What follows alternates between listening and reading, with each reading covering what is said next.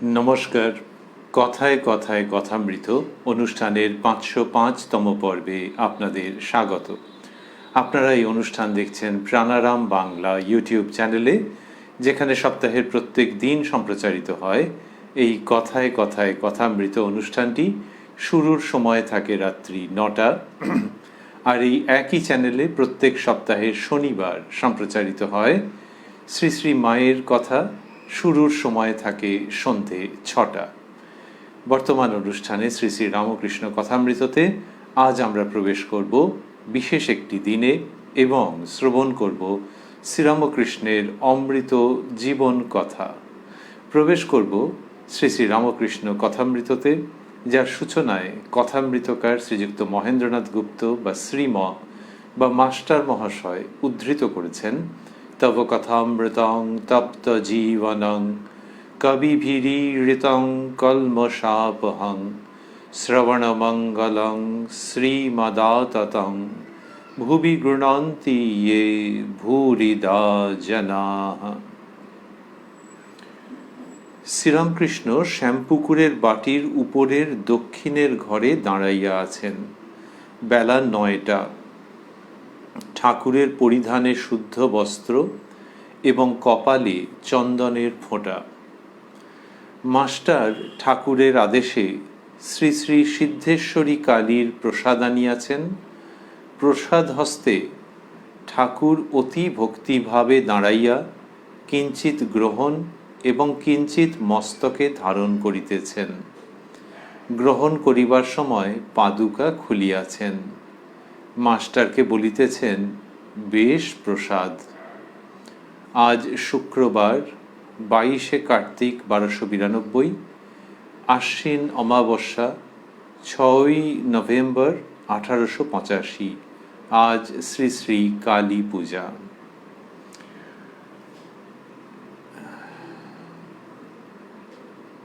মাস্টারমশাই অর্থাৎ কথামৃতকার যে লিখলেন, সেখানে শ্রী শ্রী সিদ্ধেশ্বরী কালীর এই শব্দ দুটি তিনি স্থূলাক্ষরে দিয়েছেন।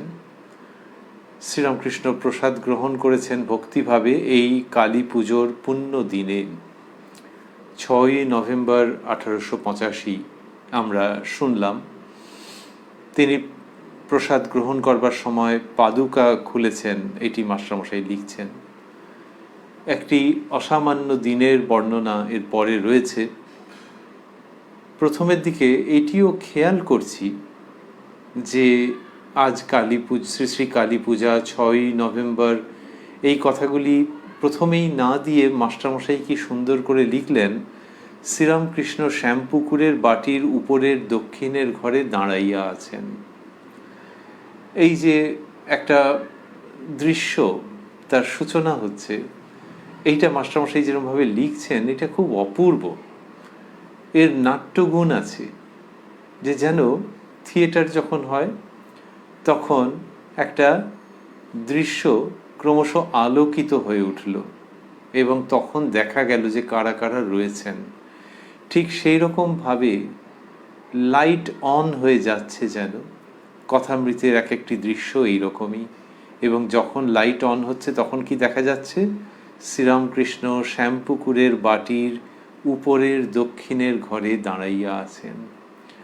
আর নাটকে অনেক সময় হয় যে যদি ওই তারিখটা বোঝানোর দরকার থাকে, তাহলে চিত্রনাট্যে কীরকম থাকে বা যে নাট্যরূপ দেওয়া হয় তার মধ্যে কীরকম থাকে, যে হয়তো কোনো চরিত্র বলছে মাঝপথে যে আচ্ছা আজ তো অমুক তারিখ, তাহলে এই বলে সেইখানে তারিখটি বলে দেওয়া হলো। বা কাউকে বললো যে আপনার আসার কথা ছিল অমুক তারিখে, কিন্তু আপনি এলেন আজকে এই তারিখে, কেন বলুন তো, দেরি হলো। এই মাস্টারমশাইও ওই ঠাকুরকে দিয়ে প্রসঙ্গের সূচনা করিয়ে পরে প্রসঙ্গের সূচনা করে তারপরে তিনি ওই তারিখ দিচ্ছেন। এটি একটি দিক। আরেকটি দিক হচ্ছে ওই যে বাক্যটি, শ্রীরামকৃষ্ণ শ্যামপুকুরের বাটির উপরের দক্ষিণের ঘরে দাঁড়াইয়া আছেন, যেন আলো জ্বলে উঠল এবং ঠাকুরকে ওইভাবে দেখতে পাওয়া গেল বা দর্শন করা গেল। মানুষের জীবনেও সন তারিখ ধরে তো হয় না যে খুব তাকে ডাকবো, খুব আরাধনা করব, খুব আরতি করব, খুব পুজো করব, তারপর তিনি এইরকমভাবে তো সময় হিসেব করে হয় না, যখন হবার হয় তখন হয়। শ্রীরামকৃষ্ণ বলছেন, 1000 বছরের অন্ধকার ঘরে হঠাৎ আলো জ্বলে উঠলে একবারে ঘরটা আলো হয়ে যায়, একটু একটু করে আলো হয় না। এই যে হঠাৎ আলো, সেই আলোর মধ্যে শ্রীরামকৃষ্ণের উপস্থিতি ভক্তদের জীবনে যার যেভাবেই হোক না কেন তার সঙ্গে ক্যালেন্ডারের সম্পর্ক থাকে না, দিনপঞ্জির সম্পর্ক থাকে না। কথামৃতের মধ্যে বিভিন্ন ক্ষেত্রে শ্রীরামকৃষ্ণের ওই রকম ভূমিকাবিহীন চকিত আবির্ভাব। ঠাকুর মাস্টারকে আদেশ করিয়াছিলেন, ঠনঠনের শ্রী শ্রী সিদ্ধেশ্বরী কালীমাতাকে পুষ্প, ডাব, চিনি, সন্দেশ দিয়ে আজ সকালে পূজা দিবে। মাস্টার স্নান করিয়া নগ্নপদে সকালে পূজা দিয়া আবার নগ্নপদে ঠাকুরের কাছে প্রসাদ আনিয়াছেন। ঠাকুরের আরেকটি আদেশ, রামপ্রসাদের ও কমলাকান্তের গানের বই কিনিয়া আনিবে। এটি উদ্ধৃতির মধ্যে আছে। তারপর মাস্টারমশাই লিখছেন, ডাক্তার সরকারকে দিতে হইবে। তো ওই যে গানের বই, সেটি ডাক্তারবাবুকে দিতে হবে। ডাক্তার মহেন্দ্রলাল সরকারের কথা আমরা আগে কতবার পেয়েছি। তো তাকে ওই বই দিতে হবে, এই জন্য ঠাকুর মাস্টারমশাইকে বই কিনে আনতে বলেছেন। আর তার আগে বললেন যে শ্রী শ্রী সিদ্ধেশ্বরী কালীমাতাকে, তার মানে ঠনঠনিয়া কালীবাড়ি যে আমরা বলি, ওইখানেই তো মাস্টারমশাইয়ের বাড়ি, ওই কাছেই একেবারে। তো সেই আর ঠাকুর অবস্থান করছেন শ্যামপুকুর বাটিতে। তো শ্রী শ্রী সিদ্ধেশ্বরী কালীমাতাকে পুষ্প, ডাব, চিনি, সন্দেশ দিয়ে পুজো দিতে বলেছিলেন। মাস্টারমশাই স্নান করে খালি পায়ে সকালে পুজো দিয়ে আবার খালি পায়ে ঠাকুরের কাছে প্রসাদ এনেছেন। আচ্ছা, খালি পায়ে না হয় পুজো দিলেন, তারপর তো লোকে চটি জুতো পরে তো যায় সেই প্রসাদ নিয়ে, কিন্তু উনি এক দেবীর কাছে পুজো দিয়েছেন আর এইখানে আর এক ভগবানের কাছে নিয়ে আসছেন, এইরকম ভাব তাঁর আছে মনে হয়। আর ঠাকুরের আরেকটি আদেশ, সেই অনুযায়ী তিনি রামপ্রসাদের ও কমলাকান্তের বই কিনে এনেছেন। তারপর লিখছেন তিনি, মাস্টার বলিতেছেন, এই বই আনিয়াছি, রামপ্রসাদ আর কমলাকান্তের গানের বই। শ্রীরামকৃষ্ণ বলিলেন, এই গান সব ঢুকিয়ে দেবে। মাস্টারমশাই লিখছেন, এই গান সব, তারপর বন্ধনীর মধ্যে ডাক্তারের ভিতর, ডাক্তারের ভিতর এই গান ঢুকিয়ে দিতে বলছেন। মানেটা কি? ডাক্তারবাবু তো আস্তে আস্তে তার একটা স্বভাবের পরিবর্তন রয়েছে। আগে ওই রকম একটা নিরাকারবাদী, অজ্ঞেয়বাদী মতো নিরাকারবাদী ছিলেন তিনি। শ্রীরামকৃষ্ণ চাইছেন যে তার মধ্যে ভক্তি রসের সঞ্চার হোক। তার মধ্যে ভক্তি ভাব আছে, শ্রদ্ধা আছে, বিনয় আছে। তো এগুলো আমরা আগের পর্বে দেখেছি, কথামৃতের এক একটি অপূর্ব উপাখ্যান। তো ওই শ্রীরামকৃষ্ণ চাইছেন যে ডাক্তারবাবুর মধ্যে ওটা আরও বেশি হোক। শ্রীরামকৃষ্ণ বলেছেন, আগে আমরা পেয়েছি যে তুমি রসবে। তা মাস্টারমশাইকে বলছেন এই গানগুলো ঢুকিয়ে দেবে। শ্রীরামকৃষ্ণ বলিলেন, এই গান সব ঢুকিয়ে দেবে বলে কি গান বলেছেন? মাস্টারমশাই লিখছেন, গান, মন কি তত্ত্ব করো তারে, যেন উন্মত্ত আধার ঘরে, সে যে ভাবের বিষয়, ভাব ব্যতীত অভাবে কি ধরতে পারে। গান, কে জানে কালী কেমন, সরদর্শনে না পায় দর্শন। গান, মন রে কৃষি কাজ জানো না, এমন মানব জমিন রইল পতিত, আবাদ করলে ফলতো সোনা। গান, আয় মন বেড়াতে যাবি, কালী কল্পতরু মূলে রে মন, চারি ফল কুড়ায় পাবি। মাস্টার বলিলেন, আজ্ঞা হাঁ। ঠাকুর মাস্টারের সহিত ঘরে পায়চারি করিতেছেন, চটি জুতা পায়ে, অত অসুখ, সহাস্য বদন। শ্রীরামকৃষ্ণ, আর ও গানটাও বেশ, এ সংসার ধোঁকার টাটি, আর এ সংসার মজার কুটি, ও ভাই আনন্দ বাজারে লুটি। মাস্টার, আজ্ঞা হাঁ। শ্রীরামকৃষ্ণ মাস্টারমশাইয়ের সঙ্গে ঘরে পায়চারি করছেন, আর তিনি লিখলেন যে ঘরে পায়চারি করিতেছেন চটি জুতা পায়ে। চটি জুতা কেন পায়ে? এটা আমরা দেখছি 6ই নভেম্বর, তার মানে ঠান্ডা পড়ে গেছে ভালোই, আর শ্রীরামকৃষ্ণের শরীর অসুস্থ। তাই চটি জুতো পায়।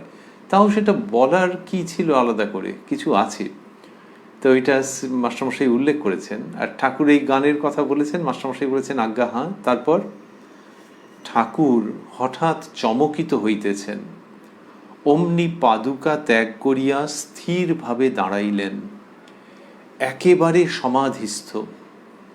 আজ জগন্মাতার পূজা, তাই কি মুহুর্মুহু চমকিত এবং সমাধিস্থ। অনেকক্ষণ পরে দীর্ঘ নিঃশ্বাস ফেলিয়া যেন অতি কষ্টে ভাব সম্বরণ করিলেন। এই চমকে চমকে উঠছেন, কালী পুজোর দিন সেটি, চমকে চমকে উঠছেন। আর তখন পায়ের চটি খুলে ফেলেছেন, খুলে ফেলে স্থিরভাবে দাঁড়িয়েছেন। আহা, কষ্ট হচ্ছে, খুব নরম পদযুগল, তারপর ঠান্ডা। উত্তর কলকাতার একটা বাড়ি, মেঝে, অনেক সময় বেশ ঠান্ডা থাকে, যথোপযুক্ত রোদ না পেলে, একটু ড্যাম্প থাকলে ঠান্ডা থাকে। আর শীতকাল, কিন্তু কিসের কোথায় কি চটি জুতো সরিয়ে রেখেছেন, পাদুকা ত্যাগ করেছেন, করে স্থিরভাবে দাঁড়িয়েছেন। তার মানে শরীর আর কোনো ওখানে অন্তরায় হচ্ছে না, শরীর গুনতিতে আসছে না, শরীর কোনো ফ্যাক্টর থাকছে না। পাদুকা ত্যাগ করে স্থিরভাবে দাঁড়ালেন, একেবারে সমাধিস্থ। এই যে সমাধিস্থ যদি বলতেন, সমাধিস্থ শব্দটি স্থূলাক্ষরে দেওয়া আছে, সমাধিস্থ যদি বলতেন তা না বলে বলেছেন একেবারে সমাধিস্থ। তার মানে ধীরে ধীরে যে হচ্ছেন তা নয়, অতি অল্প সময়ে সমাধিস্থ হয়ে গেলেন। মাস্টারমশাই লিখছেন, আজ জগন্মাতার পূজা, তাই কি মুহুর্মুহু চমকিত এবং সমাধিস্থ। অনেকক্ষণ পরে দীর্ঘ নিঃশ্বাস ফেলিয়া যেন অতি কষ্টে ভাব সম্বরণ করিলেন। এইরকম শ্রীরামকৃষ্ণের অপূর্ব অবস্থা। কোথায় শরীর খারাপ, অথচ কষ্ট রয়েছে, ভক্তেরা চোখে দেখছেন। এটা বেলা 9টার সময় বলেছিলেন। তারপর লিখছেন, একটু সময়ের ব্যবধান দিয়ে, সামান্য সময়ের ব্যবধানে, ঠাকুর সেই উপরের ঘরে ভক্ত সঙ্গে বসিয়া আছেন। এটি যেন আরেকটি দৃশ্য।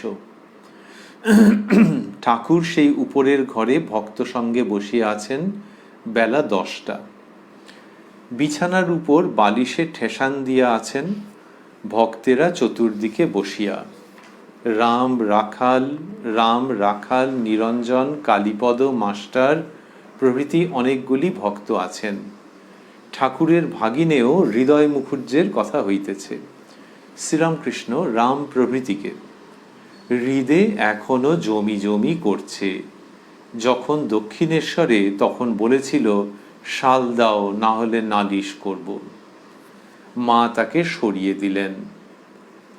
লোকজন গেলে কেবল টাকা টাকা করত, সে যদি থাকতো এসব লোক যেত না, মা সরিয়ে দিলেন। হৃদয়রামের সম্পর্কে ঠাকুর এটি বলেছেন, আগে আমরা পেয়েছি। তিনি বলেছেন যে সে অনেক করেছিল, কিন্তু এত কষ্ট দিত। তো এখানে সেই প্রসঙ্গ একটুখানি উল্লেখ করলেন, আর তার কীরকম অভ্যেস ছিল সেটি বললেন। আমাদের শুনে খারাপ লাগে, আবার তাকে আমরা সশ্রদ্ধ প্রণামও জ্ঞাপন করি যে শ্রীরামকৃষ্ণের এক মুহূর্তের জন্যেও যদি সেবার অধিকার পেয়ে থাকেন, আর তাতে যদি ঠাকুর প্রসন্ন হয়ে থাকেন, তাহলে তিনি আমাদের প্রণম্য। শ্রীরামকৃষ্ণ বলছেন, একজনের নাম করে মাস্টারমশাই পুরো নামটি দিচ্ছেন না, গো, এই প্রথম দিকটা লিখছেন। শ্রীরামকৃষ্ণ বলছেন, গো অমনি আরম্ভ করেছিল, খুঁত খুঁত করত, গাড়িতে আমার সঙ্গে যাবে তা দেরি করত। অন্য ছোকরারা আমার কাছে এলে বিরক্ত হতো। তাদের যদি আমি কলকাতায় দেখতে যেতাম, আমায় বলতো, ওরা কি সংসার ছেড়ে আসবে তাই দেখতে যাবেন? জল খাবার ছোকরাদের দেওয়ার আগে ভয়ে বলতুম, তুই খা আর ওদের দে।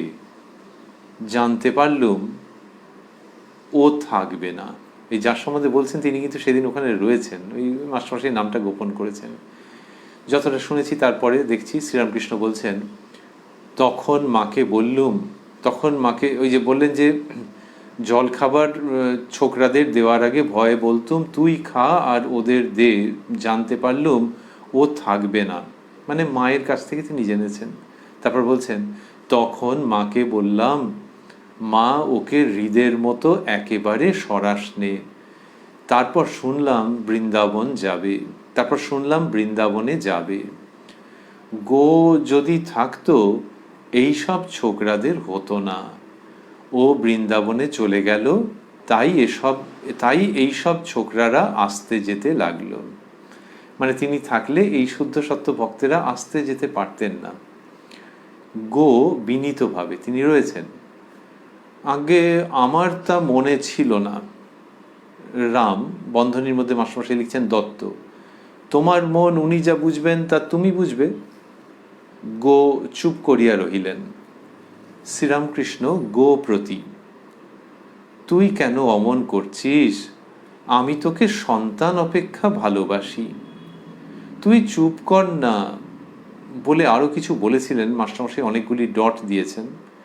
এখন তোর সে ভাব নাই। ভক্তদের সহিত কথাবার্তার পর তাহারা কক্ষান্তরে চলিয়া গেলে ঠাকুর গোকে ডাকাইলেন ও বলিলেন, তুই কি কিছু মনে করেছিস? গো, আজ্ঞে না। এত মিষ্টি প্রেমময় স্বভাব, ওরকম বলেছেন। তিনি বলে দেন বালকের ভাবে। আবার ওইটাও সচেতন আছেন যে যদি তার মনে লেগে থাকে তো তাকে যেভাবে বলছেন তাতে তো আর বিন্দুমাত্র মনের মধ্যে কোনো রকমের দুঃখ থাকার কথা নয়। আর যা বলছেন তো সত্যি কথা বলছেন। সত্যি কথা যদি কেউ মানুষ ভালোবেসে বলে, খাটো করবার জন্যে নয়, সমালোচনা করবার জন্যে নয়, অন্যদের সামনে অপমানিত করবার জন্যে নয়, তাহলে তো মন সেটা বুঝতে পারে। ঠাকুর মাস্টারকে বলিলেন, আজ কালী পূজা, কিছু পূজার আয়োজন করা ভালো, ওদের একবার বলে এসো। পাকাটি এনেছে কিনা জিজ্ঞাসা করো দেখি।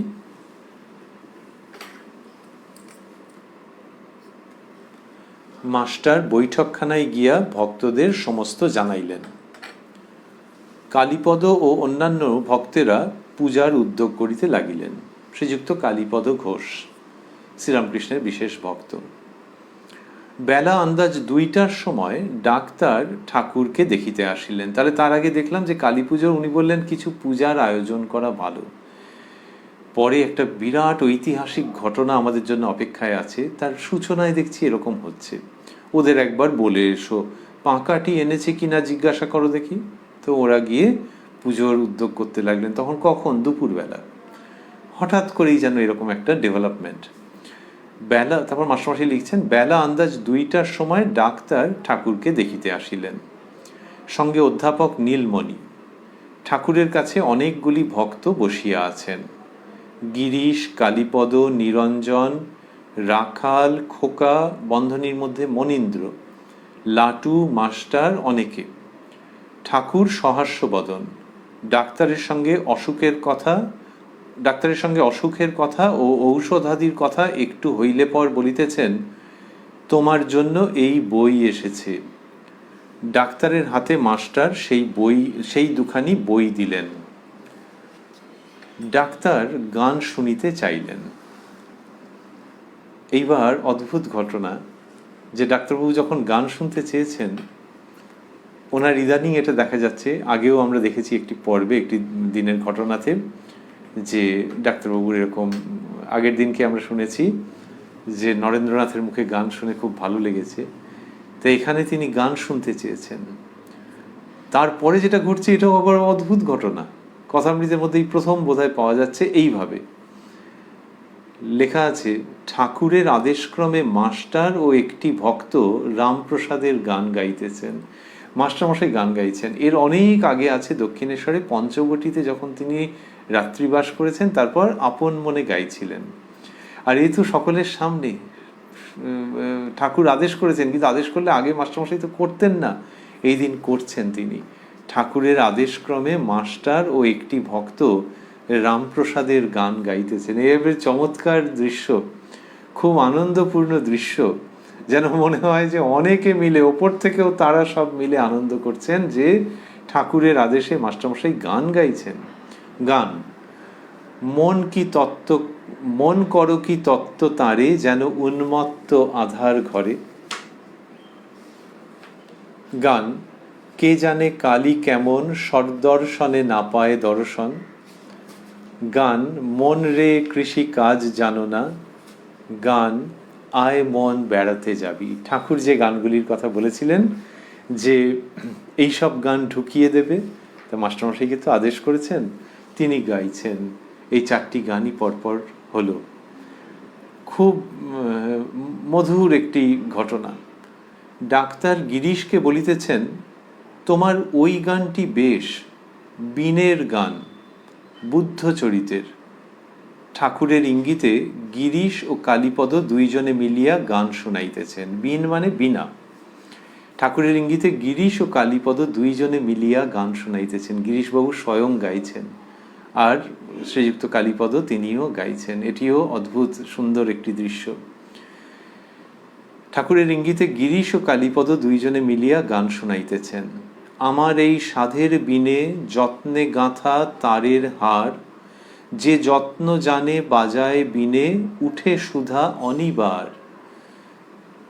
তানে মানে বাঁধলে ডুরি, শত ধারে বয় মাধুরী, বাজে না আলগা তারে, টানে ছিঁড়ে কোমল তার। তারপরে আরেকটি গান বিখ্যাত, মাস্টারমশাই লিখছেন গান, জুড়াইতে চাই কোথায় জুড়াই, কোথা হতে আসি কোথা ভেসে যাই, ফিরে ফিরে আসি কত কাঁদি হাসি, কোথা যাই সদা ভাবি গো তাই। কে খেলায় আমি খেলি বা কেন, জাগিয়ে ঘুমাই কুহকে যেন, এ কেমন ঘোর হবে নাকি ভোর, অধীর অধীর যেমতি সমীর, অবিরাম গতি নিয়ত ধাই। জানি না কেবা এসেছি কোথায়, কেন বা এসেছি কোথা নিয়ে যায়, যাই ভেসে ভেসে কত কত দেশে, চারিদিকে গোল উঠে নানা রোল, কত আসে যায় হাসে কাঁদে গায়, এই আছে আর তখনই নাই। কি কাজে এসেছি কি কাজে গেল, কে জানে কেমন কি খেলা হলো, প্রবাহের বাড়ি রহিতে কি পারি, যাই যাই কোথা কুল কি নাই। করো হে চেতন কে আছো চেতন, কতদিনে আর ভাঙিবে স্বপন, কে আছো চেতন ঘুমাইও না আর, দারুণ এ ঘোর নিবিড় আধার। করো তমনাশ হও হে প্রকাশ, তোমা বিনা আর নাহিক উপায়, তব পদে তাই শরণ চাই। গান, আমায় ধর নিতাই, আমার প্রাণ যেন আজ করে রে কেমন, উঠল গো ঢেউ প্রেম নদীতে, এখন সেই তরঙ্গে এখন আমি ভাসিয়ে যাই। নিতাই যে দুঃখ আমার অন্তরে, দুঃখের কথা কইব কারে, জীবের দুঃখে এখন আমি ভাসিয়ে যাই। গান, এই পরপর গান হচ্ছে এবং অদ্ভুত পরিবেশ তৈরি হচ্ছে, একটু পরেই আমরা পাবো। গান, প্রাণ ভরে আয় হরি বলি, নেচে আয় জগাই মাধাই। গান, কিশোরীর প্রেম নিবি আয়, প্রেমের জুয়ার বয়ে যায়, বহিছে রে প্রেম শতধারে, যে যত চায় তত পায়। প্রেমের কিশোরী প্রেম বিলায় সাধ করি, রাধার প্রেমে বল রে হরি। প্রেমে প্রাণ মত্ত করে, প্রেম তরঙ্গে প্রাণ নাচায়, রাধার প্রেমে হরি বলে, রাধার প্রেমে হরি বলে, আয় আয় আয় আয়। এবার মাস্টারমশাই লিখছেন, গান শুনিতে শুনিতে 2-3টি ভক্তের ভাব হইয়া গেল খোকার বন্ধনীর মধ্যে মনীন্দ্রের লাটুর। লাটু নিরঞ্জনের পার্শ্বে বসিয়াছিলেন। এইরকম হলো। তো গান শুনতে শুনতে তাদের ভাব হয়ে গেছে, এটি বলছেন। সেই অপূর্ব পরিবেশ অনুমান করা যায় মাস্টারমশাইয়ের এই কথামৃতের বর্ণনা সূত্রে। এবার একটু প্রসঙ্গ অন্যদিকে যাচ্ছে। লিখছেন মাস্টারমশাই, গান হইয়া গেলে ঠাকুরের সহিত ডাক্তার আবার কথা কহিতেছেন। গতকল্য প্রতাপ ঠাকুরকে নাক্স ভমিকা ঔষধ দিয়াছিলেন। প্রতাপের পর বন্ধনীর মধ্যে লেখা আছে মজুমদার। ডাক্তার সরকার শুনিয়া বিরক্ত হইয়াছেন। ডাক্তার: আমি তো মরি নাই, নাক্স ভমিকা দেওয়া? শ্রীরামকৃষ্ণ, মানে তার ওই ওষুধ পছন্দ হয়নি, ওষুধের নির্বাচনটা। শ্রীরামকৃষ্ণ সহাস্যে: তোমার অবিদ্যা মরুক।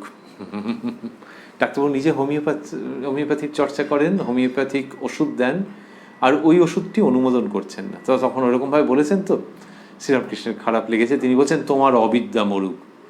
অবিদ্যা কথাটা ডাক্তারবাবু ঠিক বুঝতে পারেননি। ডাক্তার: আমার কোনো কালে অবিদ্যা নাই। মাস্টারমশাই লিখছেন, ডাক্তার অবিদ্যা মানে নষ্টা স্ত্রীলোক বুঝিয়াছেন।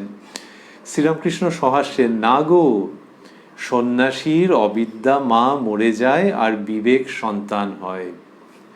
অবিদ্যা মা মরে গেলে অশৌচ হয়, তাই বলে সন্ন্যাসীকে ছুঁতে নাই। এরকম ভাবে বলছেন যে অবিদ্যা মা মরে যাচ্ছে আর বিবেক সন্তান হচ্ছে। তো এই অবিদ্যা বলতে ঠাকুর কি বুঝিয়েছিলেন সেটি বলছেন, আর বললেন যে অবিদ্যা মা মরে গেলে অশৌচ হয়, তাই বলে সন্ন্যাসীকে ছুঁতে নাই। মানে যে কেউ তো অধিকারী নন সেই হিসেবে। কিন্তু কিরম সুন্দর প্রসঙ্গটিকে সাম আপ করে দিচ্ছেন শ্রীরামকৃষ্ণ। হরিবল্লভ আসিয়াছেন। হরিবল্লভ বাবুকে আমরা আগে পেয়েছি একটি পর্বে, সম্প্রতি বলরাম বাবুর জেঠতুতো দাদা শ্রীরামকৃষ্ণের কাছে এসে খুব সুন্দর সব প্রসঙ্গ আমরা পেয়েছি। হরিবল্লভ বাবু যখন এসছেন, ঠাকুর বলিতেছেন, তোমায় দেখলে আনন্দ হয়। হরিবল্লভ অতি বিনীত, মাদুরের নিচে মাটির উপর বসিয়া ঠাকুরকে পাখা করিতেছেন। হরিবল্লভ কটকের বড় উকিল। আমরা আগে দেখেছিলাম যে তার, শ্রীরামকৃষ্ণই বলেছেন যে তার আপত্তি ছিল যে বলরামবাবুর বাড়ির সব আসে, এইসব নিয়ে। তা ঠাকুর আবার বলেছিলেন যে কি করব, পা ছুঁয়ে প্রণাম করে। তা হরিবল্লভবাবু একেবারে পরিবর্তিত হয়ে গেছেন। ঠাকুর শ্রীরামকৃষ্ণকে দর্শন করে তিনি তো বুঝেছেন। তা সে খুব বিনীতভাবে, লজ্জিতভাবে, সশ্রদ্ধ প্রণতির ভাবে ঠাকুরের সঙ্গে কথা বলেছিলেন। আর তার সেই সমস্ত সন্দেহ, অভিযোগ এইসব কিছু নেই। ঠাকুরকে দেখে তিনি একেবারে ভগবৎভাবে বিভোর হয়ে গেছেন। তা তিনি কি হয়েছে, মাটির উপর বসে ঠাকুরকে পাখা করছেন। আর মাস্টারমশাই লিখলেন, হরিবল্লভ কটকের বড় উকিল। তারপর লিখছেন, কাছে অধ্যাপক নীলমণি বসিয়া আছেন। ঠাকুর তাহার মান রাখিতেছেন ও বলিতেছেন, আজ আমার খুব দিন। কিয়ৎক্ষণ পরে ডাক্তার ও তাহার বন্ধু নীলমণি বিদায় গ্রহণ করিলেন। হরিবল্লভও আসিলেন। আসিবার সময় বলিলেন, আমি আবার আসব। এইবার সেই অদ্ভুত দৃশ্যের আমরা সম্মুখীন হব, যেটি ঐতিহাসিক এবং শ্রীরামকৃষ্ণের জীবনের সঙ্গে অচ্ছেদ্যভাবে আনন্দপূর্ণ রূপে জড়িত চিরকালের জন্য।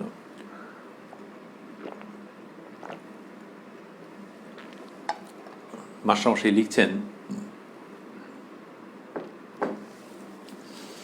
শরৎকাল, অমাবস্যা, রাত্রি 7টা। সেই উপরের ঘরেই পূজার সমস্ত আয়োজন হইয়াছে। নানাবিধ পুষ্প, চন্দন, বিল্বপত্র, জবা, পায়স ও নানাবিধ মিষ্টান্ন ঠাকুরের সম্মুখে ভক্তেরা আনিয়াছেন। ঠাকুর বসিয়া আছেন। ভক্তেরা চতুর্দিকে ঘেরিয়া বসিয়া আছেন। শরৎ, শশী, রাম, গিরিশ, চুনিলাল, মাস্টার, রাখাল, নিরঞ্জন, ছোট নরেন, বিহারী প্রভৃতি অনেকগুলি ভক্ত। ঠাকুর বলিতেছেন, ধূনা আনো। কিয়ৎক্ষণ পরে ঠাকুর জগন্মাতাকে সমস্ত নিবেদন করিলেন। তার মানে মা কালীকে নিবেদন করছেন। পটে আছেন মা কালী। মাস্টার কাছে বসিয়া আছেন। মাস্টারের দিকে তাকাইয়া ঠাকুর বলিতেছেন, একটু সবাই ধ্যান করো। ভক্তেরা সকলে একটু ধ্যান করিতেছেন। দেখিতে দেখিতে গিরিশ ঠাকুরের পাদপদ্মে মালা দিলেন। মাস্টারও গন্ধপুষ্প দিলেন। তারপরেই রাখাল, তারপর রাম প্রভৃতি সকল ভক্তেরা চরণে ফুল দিতে লাগিলেন। এই হঠাৎ করে এটি ঘটছে। নিরঞ্জন পায়ে ফুল দিয়া ব্রহ্মময়ী ব্রহ্মময়ী বলিয়া ভূমিষ্ঠ হইয়া পায়ে মাথা দিয়া প্রণাম করিতেছেন।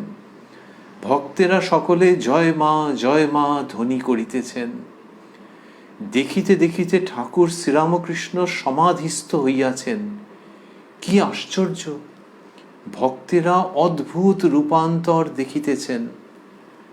ঠাকুরের জ্যোতির্ময় বদনমণ্ডল, দুই হস্তে বরাভয়, ঠাকুর নিষ্পন্দ বাহ্য শূন্য, উত্তরাস্য হইয়া বসিয়া আছেন।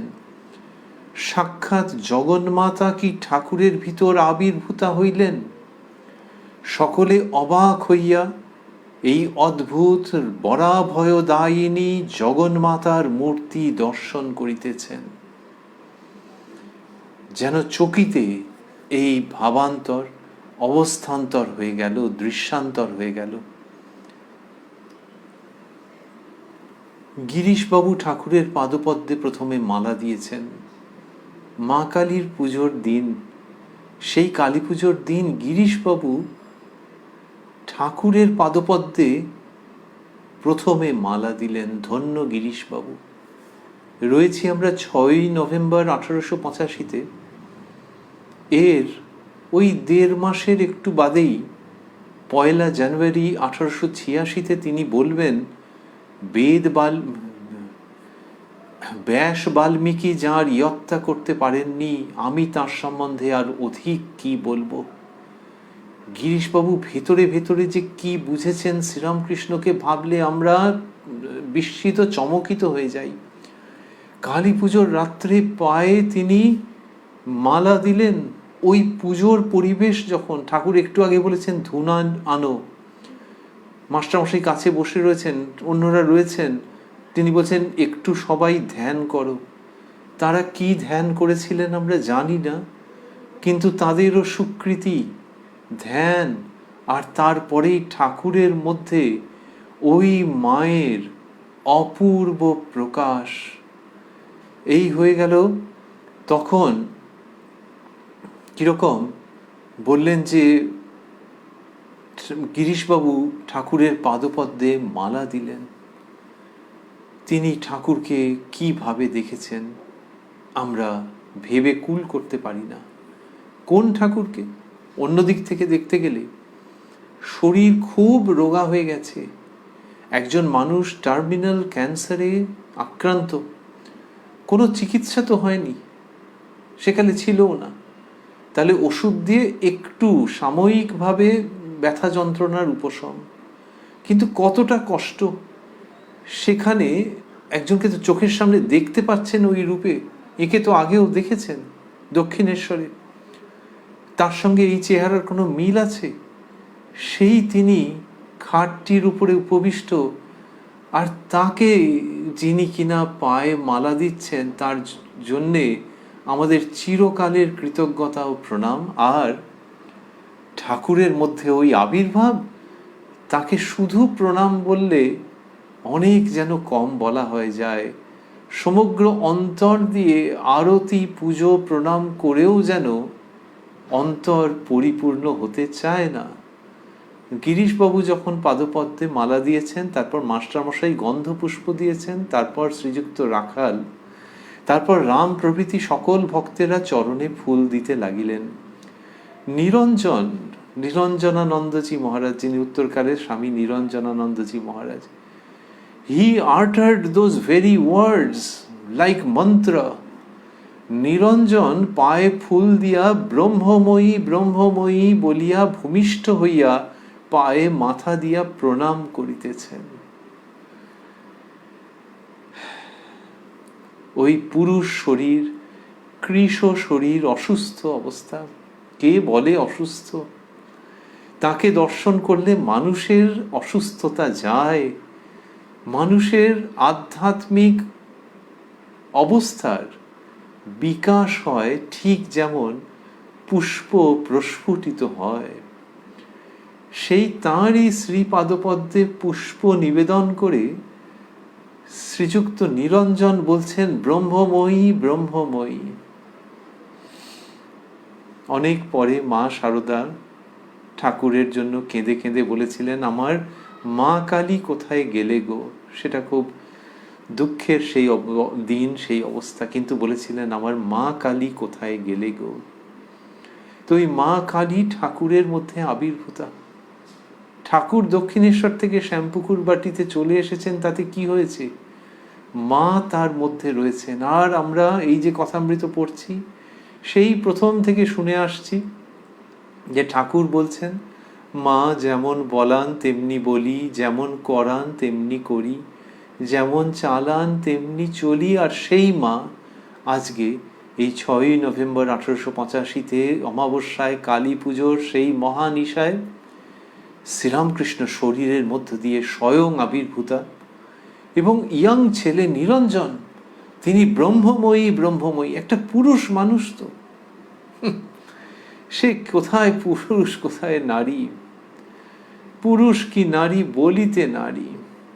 তো সেই ঠাকুরকে ব্রহ্মময়ী ব্রহ্মময়ী বলিয়া ভূমিষ্ঠ হইয়া পায়ে মাথা দিয়া প্রণাম করিতেছেন। অবশ্যই তার মধ্যে সাক্ষাৎ জগন্মাতার, মা ভবতারিণীর প্রত্যক্ষ আবির্ভাব। ভক্তেরা সকলে জয় মা ধ্বনি করিতেছেন। Now this does not happen every now and then. This is very very rare. আর পুনরায় আমরা স্মরণ করছি যে পুরুষ শরীর, অসুস্থ অবস্থা, তারপরে কালী পুজো, all attention will normally be focused on মা কালী।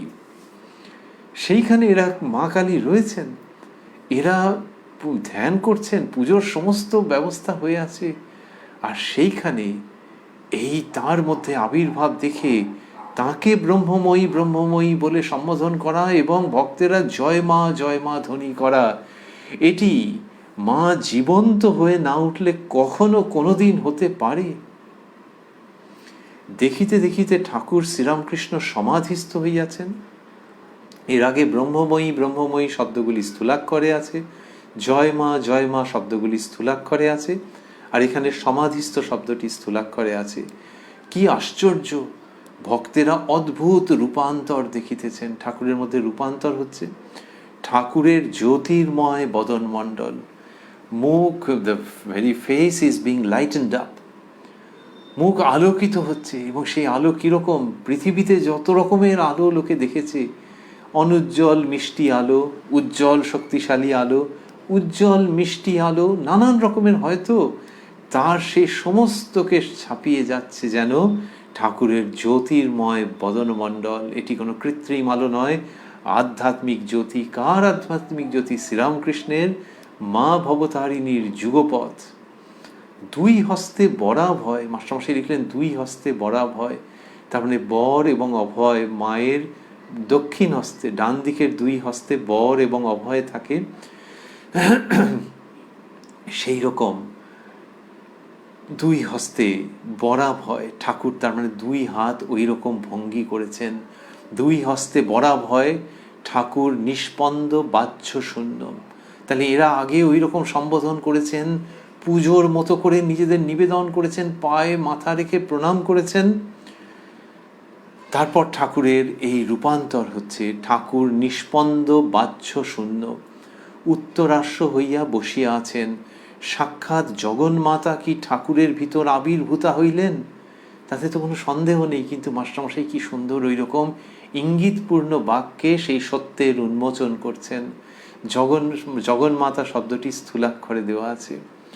সকলে অবাক হইয়া এই অদ্ভুত বরাভয়দায়িনী জগন্মাতার মূর্তি দর্শন করিতেছেন। এইবার ভক্তেরা স্তব করিতেছেন, আর একজন গান গাহিয়া স্তব করিতেছেন ও সকলে যোগদান করিয়া সমস্বরে গাইতেছেন। গিরিশ স্তব করিতেছেন, তাহলে তিনি ওই লিড করছেন আর সকলে যোগদান করে কোরাসে সমস্বরে গাইছেন। সকলে যোগদান করিয়া সমস্বরে গাইতেছেন। গিরিশ স্তব করিতেছেন, কে রে নিবিড় নীল কাদম্বিনী সুর সমাজে কে রে রক্তোৎপল চরণ যুগল হর উরসে বিরাজে, কে রে রজনী কর নখরে বাস, দিন কর কত পদে প্রকাশ, মৃদু মৃদু হাস ভাস ঘন ঘন ঘন গরজে। আবার গাইতেছেন, দীন তারিণী দুরিত হারিণী, সত্য রজস্তম ত্রিগুণ ধারিণী, সৃজন পালন নিধন কারিণী, সগুণা নির্গুণা সর্বস্বরূপিণী। ত্বং হি কালী তারা পরমা প্রকৃতি, ত্বং হি মীন কূর্ম বরাহ প্রভৃতি, ত্বং হি স্থল জল অনিল অনল, ত্বং হি বোম বোমকেশ প্রসবিনী। সাংখ্য পাতঞ্জল মীমাংসক ন্যায়, তন্ন তন্ন জ্ঞানে ধ্যানে সদা ধ্যায়। বৈশেষিক বেদান্ত ভ্রমে হয়ে ভ্রান্ত, তথাপি অদ্যাপি জানিতে পারেনি। নিরুপাধি আদি অন্তরহিত, করিতে সাধক জনার হিত। গণেশাদি পঞ্চরূপে কালবঞ্চ ভব ভয়হারা ত্রিকালবর্তিনী। সাকার সাধকে তুমি সে সাকার, নিরাকার উপাসকে নিরাকার। কেহ কেহ কয় ব্রহ্ম জ্যোতির্ময়, সেও তুমি নগতনয়া জননী। যে অবধি যার অভিসন্ধি হয়, সে অবধি সে পরম ব্রহ্ম কয়। তৎপরে তুরীয় অনির্বচনীয়, সকলি মা তারা ত্রিলোক ব্যাপিনী। বিহারী স্তব করিতেছেন, ডাক্তার বিহারীলাল বিহারী স্তব করিতেছেন। মনেরই বাসনা শ্যামা সবাসনা শোনো বলি, হৃদয় মাঝে উদয় হইও মা, যখন হবে অন্তর্জলি। তখন আমি মনে মনে তুলব জবা বনে বনে, মিশাইয়ে ভক্তি চন্দন মা, পদে দিব পুষ্পাঞ্জলি। মণি গাহিতেছেন ভক্ত সঙ্গে। মাস্টারমশাই নিজের নাম আবার চট করে আরেকটা ছদ্মনামের অন্তরালে রেখে দিলেন। মণি গাহিতেছেন ভক্ত সঙ্গে। সকলই তোমারই ইচ্ছা মা ইচ্ছাময়ী, সকলই তোমারই ইচ্ছা মা ইচ্ছাময়ী তারা তুমি। তোমার কর্ম তুমি করো মা, লোকে বলে করি আমি। পঙ্কে বদ্ধ করি পঙ্গুরে লঙ্ঘাও গিরি। কারে দাও মা ইন্দ্রত্ব পদ, কারে করো অধগামী। আমি যন্ত্র তুমি যন্ত্রী, আমি ঘর তুমি ঘরণী। আমি রথ তুমি রথী, যেমন চালাও তেমনি চলি। গান। তোমারই করুণায় মা সকলই হইতে পারে, অলঙ্ঘ্য পর্বত সম বিঘ্ন বাধা যায় দূরে। তুমি মঙ্গল নিধান করিছ মঙ্গল বিধান, তবে কেন বৃথা মরি ফলাফল চিন্তা করে। গান। গো আনন্দময়ী হয়ে মা আমায় নিরানন্দ করো না। গান। নিবিড় আধারে মাতর চমকেও রূপরাশি। এইসব গান পর পর হচ্ছে। ঠাকুর সেই সমাধিস্থ অবস্থায় ছিলেন তো, তারপর গানের সঙ্গে সঙ্গে ধীরে ধীরে এই বাহ্য প্রকৃতিতে প্রত্যাবর্তন করছেন। ধীরে ধীরে মাস্টারমশাই লিখছেন, ঠাকুর প্রকৃতিস্থ হইয়াছেন, আদেশ করিতেছেন এই গানটি গাইতে। গান। কখনো কি রঙ্গে থাকো মা, শ্যামা সুধা তরঙ্গিনী। তারপর আবার গান। এই গানটি হলো। তারপর মাস্টারমশাই লিখছেন, গান সমাপ্ত হইলে ঠাকুর আবার আদেশ করিতেছেন। গান। শিব সঙ্গে সদা রঙ্গে আনন্দে মগনা। ঠাকুর ভক্তবৃন্দের আনন্দের জন্য একটু পায়স মুখে দিতেছেন, কিন্তু একেবারে ভাবে বিভোর বাহ্য শূন্য হইলেন। ওই যে একটু পায়েস মুখে দিলেন, কিন্তু ভাবে বিভোর বাহ্য শূন্য হয়ে গেলেন, তার মানে আর বেশি গ্রহণই করতে পারলেন না। কিয়ৎক্ষণ পরে ভক্তেরা সকলে ঠাকুরকে প্রণাম করিয়া প্রসাদ লইয়া বৈঠকখানা ঘরে গেলেন ও সকলে মিলিয়া আনন্দ করিতে করিতে সেই প্রসাদ পাইলেন। যখন দেবদেবীকে কিছু নিবেদন করা হয় তখন সেটিকে বলা হয় ভোগ নিবেদন করা হচ্ছে। আর তিনি যদি প্রসন্ন হয়ে গ্রহণ করেন তবে সেটি প্রসাদে পরিণত হয়। দেবদেবীকে পূজারী নিজের মনের সমস্ত নিষ্ঠা, আবেগ, শ্রদ্ধা, শুদ্ধতা নিয়ে নিবেদন করছেন, তারপরে কল্পনা করছেন যে দেবতা বা দেবী সেটি গ্রহণ করছেন প্রসন্ন হয়ে। আর হ্যাঁ, মানুষ তারপরে খেয়ে বুঝতে পারে যে এর স্বাদ আলাদা, এর মধ্যে দিয়ে অন্য অনুভূতি আসছে, তখন বলে যে তিনি গ্রহণ করেছেন বলেই প্রসাদে পরিণত হয়েছে। আর এখানে যাকে নিয়ে এত কিছু, যাকে কেন্দ্র করে, যাকে হৃদয়ের মধ্যে রেখে এত কিছু, সেই তিনি কি করেছেন, মাস্টারমশাই লিখছেন যে ঠাকুর ভক্তবৃন্দের আনন্দের জন্য একটু পায়স মুখে দিতেছেন, কিন্তু একেবারে ভাবে বিভোর বাহ্য শূন্য হইলেন, তারপরে কি আর সেটি প্রসাদ না হয়ে থাকতে পারে? কিয়ৎক্ষণ পরে ভক্তেরা সকলে ঠাকুরকে প্রণাম করিয়া প্রসাদ লইয়া বৈঠকখানা ঘরে গেলেন। এইবার ভক্তদের কিরকম আনন্দ, ও সকলে মিলিয়া আনন্দ করিতে করিতে সেই প্রসাদ পাইলেন। কি চমৎকার সব দৃশ্য, অসাধারণ। যেন লোকে বলে যে আকাশ আর সমুদ্র, ওই দেখো ওই দিগন্তে গিয়ে সমুদ্র আর আকাশ মিশে যাচ্ছে। আর মনে হয় যে সেই দেবভূমি আর মর্তভূমি ওই শ্যামপুকুর বাটিতে সেই 6ই নভেম্বর 1885-তে পরস্পর মিলিত হয়ে কি অপূর্ব শোভা ধারণ করেছে। মাস্টারমশাই লিখছেন, রাত 9টা, ঠাকুর বলিয়া পাঠাইলেন রাত হইয়াছে, রাত হইয়াছে, সুরেন্দ্রের বাড়িতে আজ শ্রী শ্রী কালী পূজা হবে, তোমরা সকলে নিমন্ত্রণে যাও। সুরেন্দ্রবাবুর তো দুঃখ থাকে যে ঠাকুরকে পাচ্ছেন না, অথচ কালী পুজো। এর আগেও আমরা দেখেছি পুজোর অবসরে দুর্গা পুজোয় তার কিরকম মনোভাব হয়েছিল। তো এখানে ঠাকুর তার বাড়িতে পাঠালেন, বললেন রাত হইয়াছে, সুরেন্দ্রের বাড়িতে আজ শ্রী শ্রী কালী পূজা হবে, তোমরা সকলে নিমন্ত্রণে যাও। ভক্তেরা, মাস্টারমশাই লিখছেন, ভক্তেরা আনন্দ করিতে করিতে সিমলা স্ট্রিটে সুরেন্দ্রের বাটিতে উপস্থিত হইলেন। সুরেন্দ্র অতি যত্ন সহকারে তাহাদিগকে উপরের বৈঠকখানা ঘরে লইয়া গিয়া বসাইলেন। বাটিতে উৎসব, সকলেই গীতবাদ্য ইত্যাদি লইয়া আনন্দ করিতেছেন। সুরেন্দ্রের বাটিতে প্রসাদ পাইয়া বাড়িতে ফিরিতে ভক্তদের প্রায় 2 প্রহরের অধিক রাত্রি হইয়াছিল। তার মানে অনেক রাত্রি হয়ে গেছে।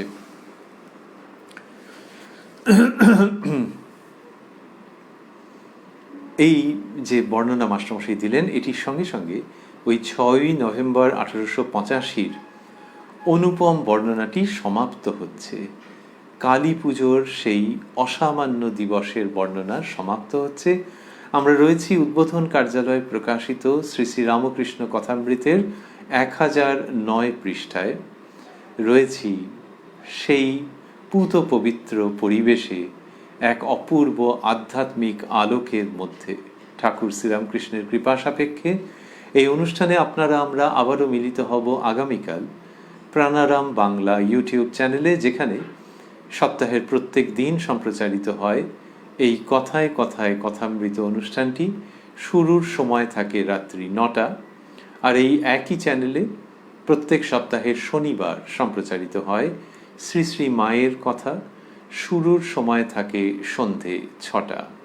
আজকে আমরা যে অপূর্ব কাহিনী শুনলাম, সেটি মনে মনে ভাববার মতো, মনে মনে একেবারে শ্রদ্ধার সঙ্গে চিরকাল ধারণ করবার মতো। শ্রীরামকৃষ্ণের কি অদ্ভুত লীলা! ওই যে বললেন যে আজকে পুজোর দিন কিছু আয়োজন করতে হয়, এই পাকাটি এনেছি কিনা দেখো, এইভাবে যেন একটা সূচনা করে দিলেন। তো নাহলে পুজোর আয়োজন কোথা থেকে হতো? ভক্তরা তো ঠাকুরের অবস্থা নিয়ে খুব চিন্তিত, কিন্তু তিনিই করে দিলেন। আপনি করিলে আপনার পূজা, আপনার স্তুতি গান, ভবতারিণীর পূজারী ঠাকুর, তুমি হে আমার প্রাণ, গানের মধ্যে বলা হয়েছে। তো তিনি নিজে এরকম করলেন। কি আশ্চর্য, তিনি এরকম করেন। অনেক আগে দক্ষিণেশ্বরে তিনি কি করেছেন, যখন এরা যাননি সেই সময়কার কথা তিনি বলেছেন, কত শ্রী শ্রী মা বলেছেন যে ফলহারিণী কালী পুজোর রাত্রে ভাগ্নে হৃদয়রামকে বলেছিলেন, তার কথা একটু আগে আমরা শুনেছি, তাকে বলেছিলেন যে কালী পুজোর সব বন্দোবস্ত করে দিয়ে যেতে। হৃদয়রাম জানেন যে মামা কালী পুজো করে, মামার নানান রকমের সব পুজোর চিন্তা মাথার মধ্যে থাকে, ভাবনা হয়, সব মাথার অনেক খেয়াল আছে, তো কালী পুজোর সব ব্যবস্থা করে দিয়ে হৃদয়রাম চলে গেছেন। সেই রাত্রে শ্রীরামকৃষ্ণ আমাদের জননী শারদামণিকে ষোড়শী রূপে পুজো করে পৃথিবীর অধ্যাত্ম জগতে শক্তিশালী, উজ্জ্বল, অবিস্মরণীয় ইতিহাস সৃষ্টি করেছেন। কিন্তু ওই পুজো হবে কেউ করে দিয়ে চলে গেছেন, ব্যবস্থা করে দিয়ে চলে গেছেন। তিনি জানেনও না যে এই ঘটনা ঘটছে। আর আজকে 6ই নভেম্বর 1885 আমরা পেলাম যে ওই পুজোর আয়োজন তিনিই করিয়ে নিলেন। আর কি অপূর্ব আবির্ভাব হলো যে আর কাউকে বলে দিতে হলো না, যে একটু গায়ে ঠেলা মেরে যে তুমি এরম ভাবো, কি এরম করো, কাউকে কিছু নয়। গিরিশবাবু পায়ে মালা দিচ্ছেন, মাস্টারমশাই পুষ্প নিবেদন করছেন, নিরঞ্জন, শ্রীযুক্ত নিরঞ্জন তিনি পুষ্প নিবেদন করে ব্রহ্মময়ী ব্রহ্মময়ী বলছেন, এবং ঢাক ঢোল কাঁসর কিছু দরকার নেই, কিন্তু বিরাট আনন্দের সঙ্গে, মহান ব্যাপ্তির সঙ্গে, গভীরতম পুঞ্জীভূত আধ্যাত্মিক আনন্দের সঙ্গে শ্রী শ্রী শ্যামা পুজোর সূচনা হয়ে যাচ্ছে শ্রীরামকৃষ্ণের দেহে, শ্রীরামকৃষ্ণের অস্তিত্বে। এই মহা ঘটনার সাক্ষী রইলাম আমরা। সেই ঘটনাকে স্মরণ করতে করতে, ঠাকুর শ্রীরামকৃষ্ণ মা শারদাকে প্রণাম করতে করতে, সেই মা শারদা যার ষোড়শী পুজো করেছেন, যার দেহ মনকে অবলম্বন করে শ্রীরামকৃষ্ণ, এবং বলেছেন যে মা মন্দিরে আছেন, যে মা এই শরীরের জন্ম দিয়েছেন, আর এই মা এরা অভিন্না।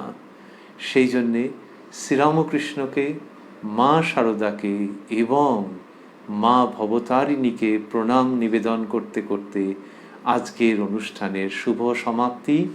ওই সঙ্গীতটির চরণ পুনরায় আরেকবার স্মরণ করে, আপনি করিলে আপনার পূজা, আপনার স্তুতি গান, ভবতারিণীর পূজারী ঠাকুর তুমি হে আমার প্রাণ।